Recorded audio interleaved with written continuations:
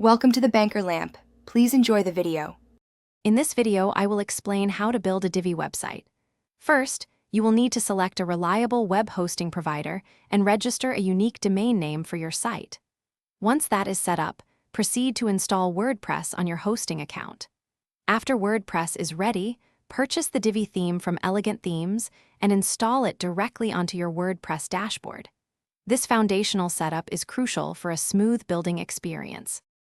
The Divi Builder is your primary tool for crafting pages. It operates with a clear hierarchy. Sections contain rows, and rows hold modules. You can use the intuitive visual builder to see your design changes in real time, making adjustments effortless. Divi also offers a vast library of hundreds of pre-made layouts and individual elements, allowing you to quickly import and customize professional designs. This saves significant time and effort. Customizing your Divi website allows for unique branding. You can adjust global settings to ensure consistent typography, colors, and styles across your entire site.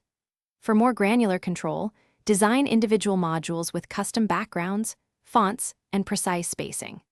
Remember to implement responsive design settings to ensure your website looks fantastic and functions perfectly on every device, from large desktop monitors to small mobile phones. Divi extends beyond basic page building with powerful features.